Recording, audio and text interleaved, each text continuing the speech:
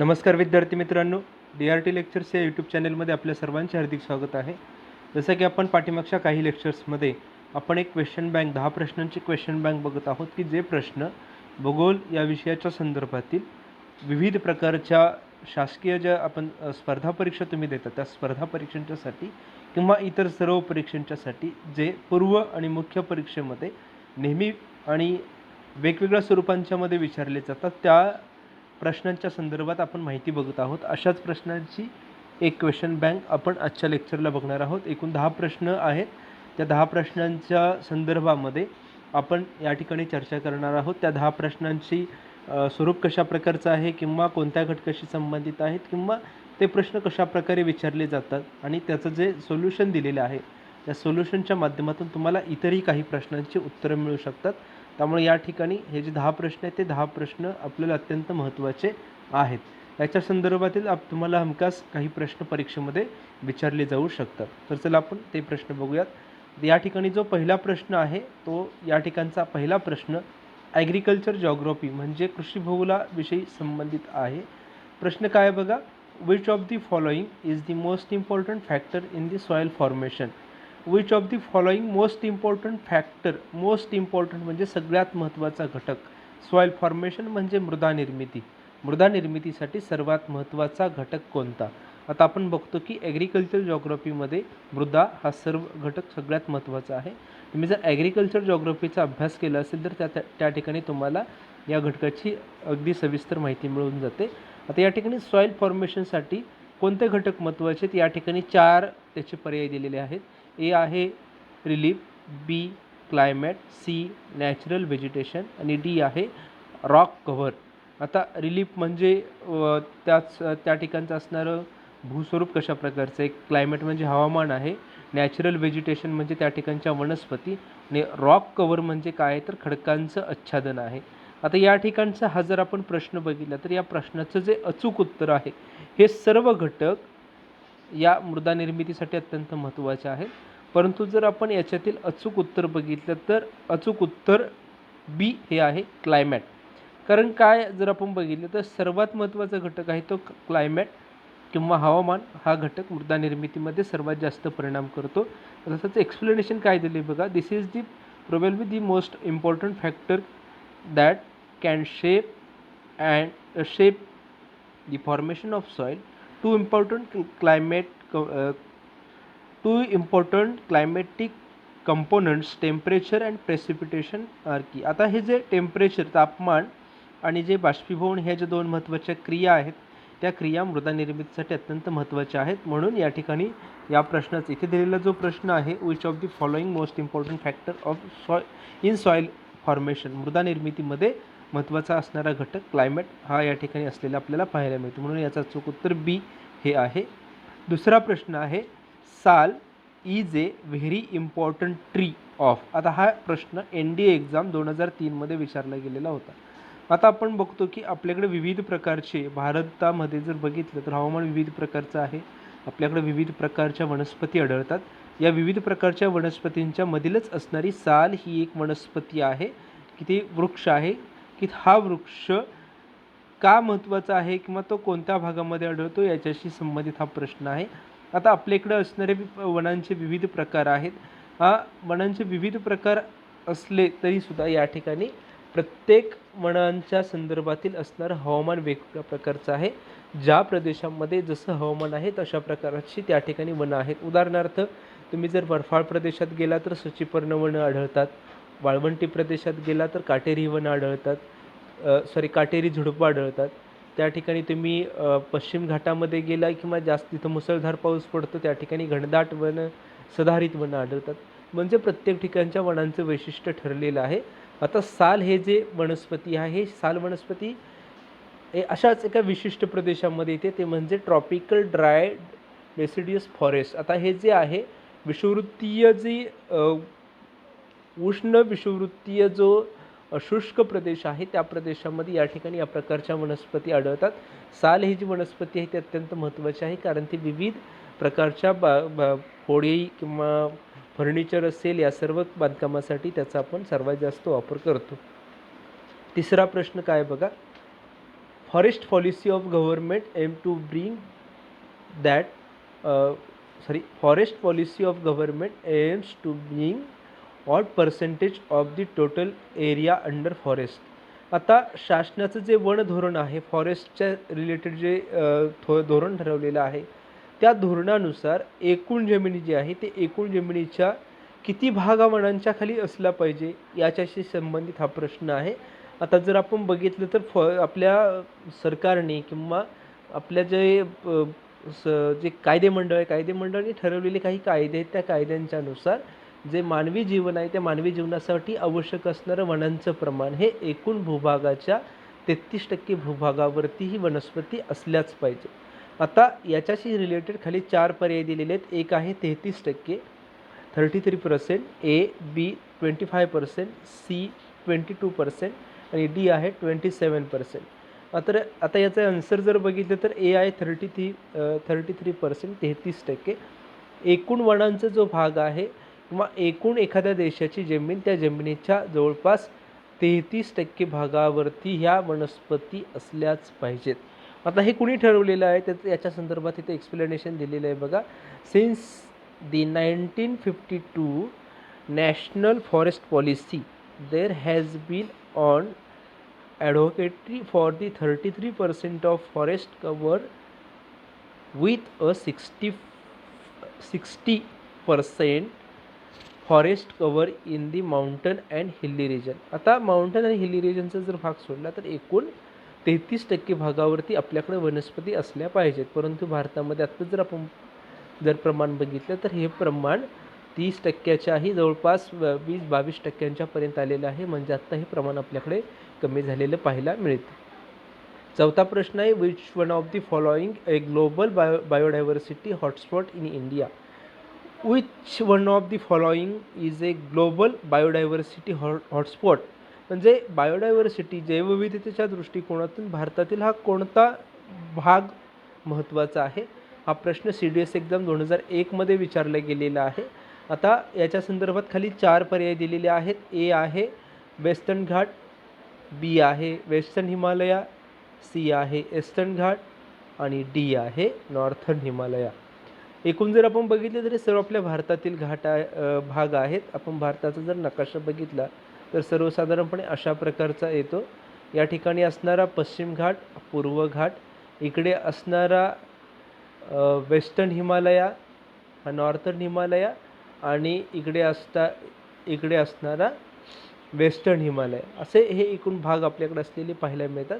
तर याच्या संदर्भामध्ये बायोडायव्हर्सिटीच्या संदर्भात जर आपल्या इकडच्या भारतातील जर भाग बघितला तर सर्वात जास्त हॉटस्पॉट भाग म्हणून ओळखला जातो तो म्हणजे वेस्टर्न घाट.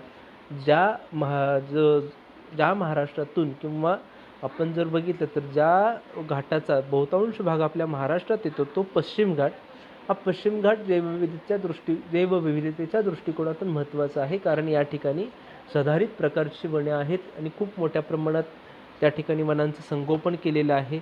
विविध प्रकारचे प्राणी आढळतात, पक्षी आढळतात, विविध प्रकारचे कीटक आढळतात. त्यामुळे या ठिकाणी वेस्टर्न घाट जो आहे तर वेस्टर्न घाट बायोडायव्हर्सिटीच्या दृष्टिकोनातून महत्त्वाचा आहे.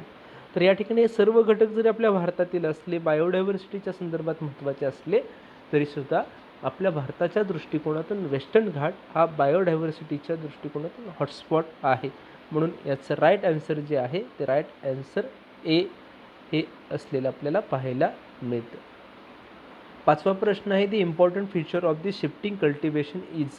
Excise and income tax exam 1993 मध्ये हा प्रश्न विचारला गेलेला होता.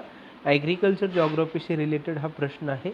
शिफ्टिंग कल्टिवेशन मीन्स स्थलांतरित शेती. स्थलांतरित शेती म्हणजे काय किंवा त्याची वैशिष्ट्य कोणती आहेत याच्या संदर्भात 4 ऑप्शन दिलेले आहेत. ए आहे कल्टिवेशन बाय ट्रान्सप्लांटेशन, बी आहे cultivation of leguminous crops, C आहे चेंज ऑफ कल्टिवेशन साईट आणि डी आहे रूटिंग ऑफ क्रॉप्स. याचं राईट आन्सर आहे C, change of the cultivation site. Cultivation site म्हणजे जी कल्टिवेशनचं जे क्षेत्र आहे ते क्षेत्र चेंज करण्याशी रिलेटेड या ठिकाणी याचं उत्तर असलेलं पाहायला मिळतं. म्हणून याचं जे राईट आन्सर आहे ते याचं राईट आन्सर सी हे असलेलं आपल्याला पाहायला मिळतं. म्हणून याचं अचूक उत्तर जे आहे ते अचूक उत्तर सी हे आहे, change of the cultivation site. 6वा प्रश्न आहे तोही ॲग्रिकल्चर जॉग्राफीशी संबंधित आहे. Mix farming means, mix farming म्हणजे जे ॲग्रिकल्चर जॉग्राफीमध्ये जे शेतीचे विविध प्रकार सांगितले जातात त्याच्यामध्ये जो एक प्रकार आहे तो प्रकार म्हणजे मिक्स फार्मिंग. आपण आता शिफ्टिंग कल्टिवेशन बघितलं, तसा मिक्स फार्मिंग एक आहे. तो प्रश्न IAS एक्झाम 2003 मध्ये विचारला गेलेला होता. याच्याशी रिलेटेड 4 पर्याय दिलेले आहेत. एक, growing 2 crops at the same time. B आहे growing different crops in succession. C आहे proceeding crops using mix and the fertilizers. आता मिश्र शेती म्हणजे काय, तर मिश्र शेती म्हणजे मिश्र प्रकारची, एकाच वेळेला आपण एखाद्या शेतीमध्ये अनेक पिकं घेतो त्याला आपण मिश्र शेती म्हणतो. म्हणून याचं जर आपण राईट आन्सर बघितलं तर राईट आन्सर ए आहे, growing 2 crops at the same time. एकाच वेळेला एखाद्या शेतीमध्ये ज्यावेळेला 2 पिकं घेतली जातात त्या शेतीला आपण मिक्स फार्मिंग असं म्हणतो. म्हणून याचं अचूक उत्तर ए हे आहे. 7वा प्रश्न आहे, which state has the largest number of sugar mill. Which state म्हणजे या ठिकाणचा कोणता असा राज्य आहे की ज्या ठिकाणी largest number of sugar mill, सर्वात जास्त साखर कारखाने आहेत. याच्याशी रिलेटेड 4 पर्याय दिलेले आहेत. ए पंजाब, बी हरियाणा, सी तमिळनाडू आणि डी आहे उत्तर प्रदेश. आता आपण जर शुगर केन बघितलं तर महाराष्ट्रामध्येही त्याचं प्रोडक्शन जास्त होतं, उत्पादन जास्त होतं, UPमध्ये जास्त होतं, त्यानंतर TN तामिळनाडूमध्ये जास्त होतं. जर आपण सर्वात जास्त प्रमाण बघितलं तर सर्वात जास्त प्रमाण आपण महाराष्ट्राचा विचार करायला गेलो तर पश्चिम महाराष्ट्रामध्ये सर्वात जास्त साखर कारखाने आहेत. पण तुम्ही विदर्भ, मराठवाडा तिकडे त्या भागामध्ये बघितलं तर साखर कारखान्यांचं प्रमाण त्या ठिकाणी कमी आहे. म्हणून आपण महाराष्ट्राचा फक्त विचार करून चालणार नाही. आता जर आपण बघितलं तर त्यामध्येही आपण या वरील जिल्ह्यांची जर तुलना केली तर पंजाब हरियाणा हे 2 जिल्हे तर त्याच्याशी रिलेटेड नाहीत. सी तमिळनाडूमध्येही भात शेती जास्त केली जाते. उरला पर्याय एक डी, तो म्हणजे उत्तर प्रदेश. आता उत्तर प्रदेशमध्ये गंगा नदी आहे, बारमाही वाहणारी नदी आहे, मुबलक प्रमाणात पाणी आहे, सुपीक माती आहे. यामुळे या ठिकाणी शुगर केन याचं उत्पादन जास्त होतं, ऊसाचं उत्पादन जास्त होतं. त्यामुळे त्या ठिकाणी साहजिकच त्याच्यावरती प्रक्रिया करणारे साखर कारखाने सर्वात जास्त आहेत. द एक्सप्लेनेशन काय बघा, Uttar Pradesh has the largest number of the sugar mill when compared to the states given below. Uttar Pradesh has the highest sugar mill. It has around the 155 sugar mills. आता जर आपण बघितलं तर 155 जवळपास शुगर मिल्स उत्तर प्रदेशमध्ये आहेत. ही आकडेवारी जुनी असू शकते, सध्याची वेगळी असू शकते. महाराष्ट्रामध्ये त्याच्यापेक्षा जास्त आहेत, परंतु महाराष्ट्रामध्ये या उद्योगाचं केंद्रीकरण पश्चिम महाराष्ट्रात सर्वात जास्त आहे. आता या 4 पर्यायांच्यामध्ये आपल्याला महाराष्ट्र नाही, म्हणून याचं आपल्याला फक्त उत्तर प्रदेश दिलेले आहे. म्हणून याचं राईट आन्सर डी हे आहे, ते म्हणजे उत्तर प्रदेश.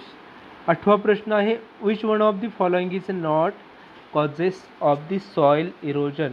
खालीलपैकी कोणतं कारण हे मृदेच्या धुपेशी संबंधित नाही. एक आहे, ए आहे ड्रेनेज, बी आहे डिफॉरेस्टेशन, सी आहे वेदरी आणि डी आहे ग्रेझिंग. याचं राईट आन्सर आहे C weathering. Which of the following is not cause of the soil erosion. मृदेची धूप जी आहे ती मृदेची धूप होण्यासाठी खालीलपैकी कोणतं कारण नाही. ड्रेनेज म्हणजे काय, तर जलप्रवाह असतील. डिफॉरेस्टेशन म्हणजे जंगलतोड आहे. वेदरिंग म्हणजे विदारण आणि ग्रेझिंग म्हणजे त्या ठिकाणी होणारी झीज. Weathering is a natural process of the destiny of the rock. This is the land of the formation of the soil rather than erosion. आता या ठिकाणी वेदरिंग जर बघितलं तर वेदरिंग ही मृदेच्या निर्मितीशी संबंधित घटना आहे, ती धुपेशी संबंधित घटना नाही. म्हणून हे खालीलपैकी जे सर्व कारणं दिलेले आहेत त्या कारणांच्या मधील वेदरिंग हे त्याचं राईट आन्सर असू शकत नाही, राईट आन्सर असू शकतं. म्हणून त्याचं अचूक उत्तर जर आपण बघितलं तर सी हे आहे वेदरिंग. 9वा प्रश्न आहे, the headquarters of the international astronomical union.